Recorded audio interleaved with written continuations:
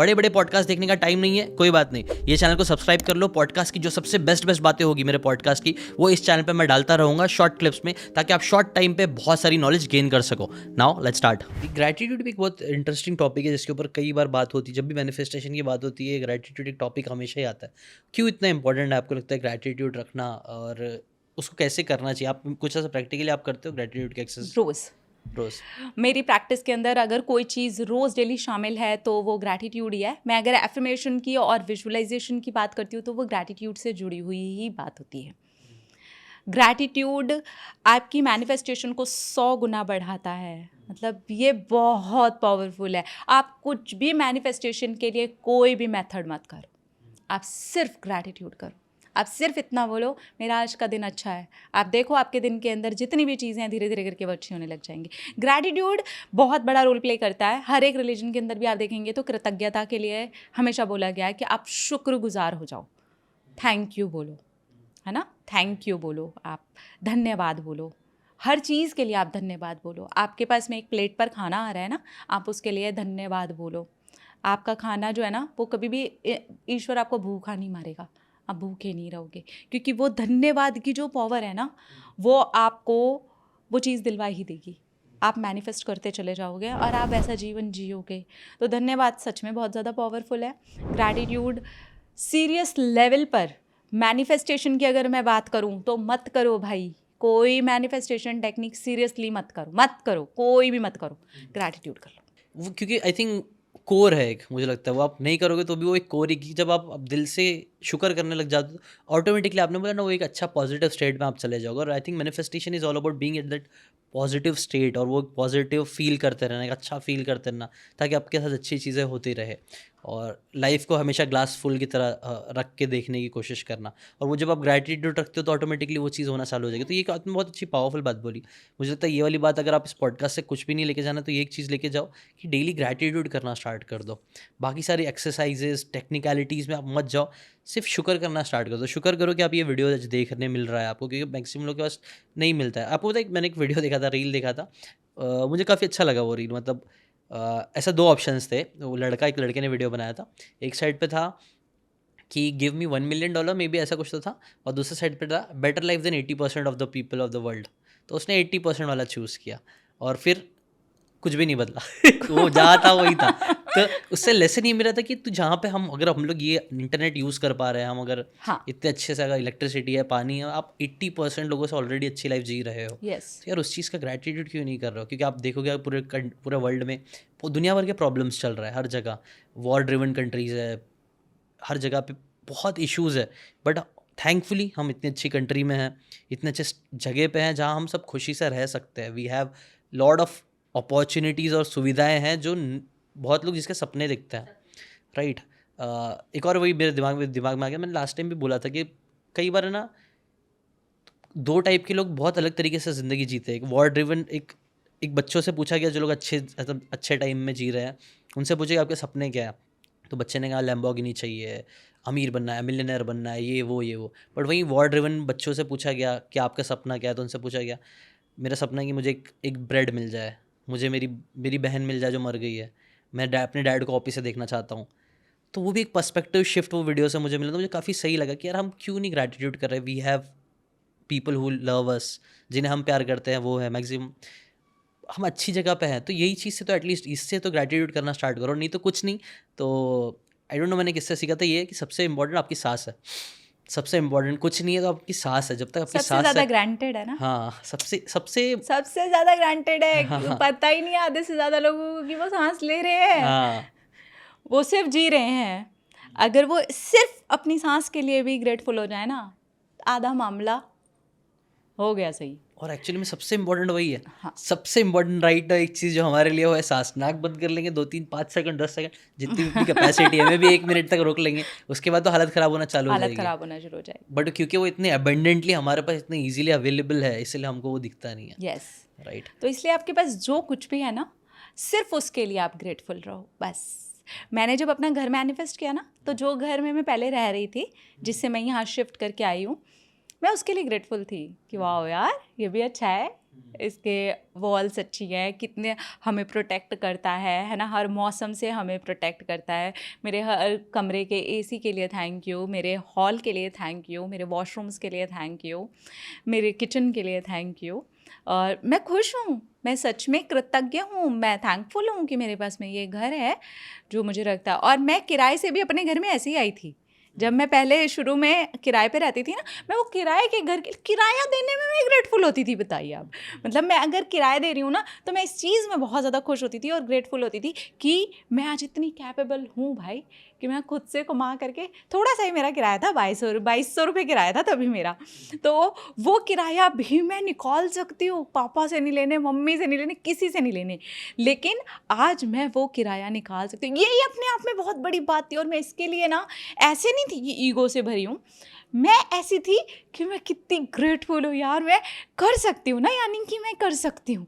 तो इस चीज़ ने मुझे ताकतवर भी बनाया। और मैनिफेस्टेशन की जो मेरी जर्नी रही, लॉ ऑफ अट्रैक्शन की, ग्रैटिट्यूड की, ये सारी छोटे छोटे स्टेप्स थे जो ऐड होते चले गए।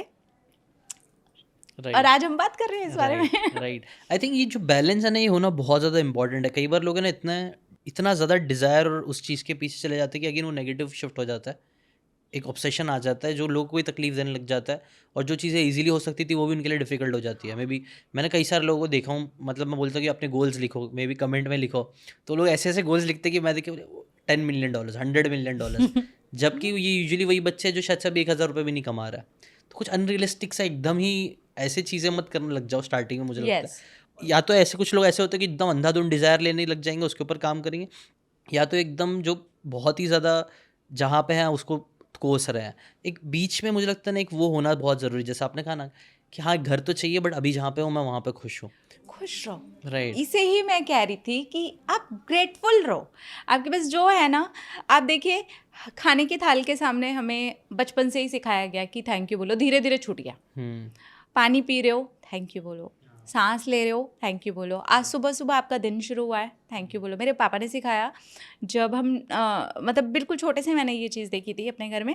जैसे ही हम उठे हैं ना, तो हम अर्थ को थैंक यू बोल रहे थे, थैंक यू। तभी मुझे नहीं पता था ये ग्रैटिट्यूड है, इसे थैंक यू बोलने से मैनिफेस्ट होता है, नहीं पता था मुझे।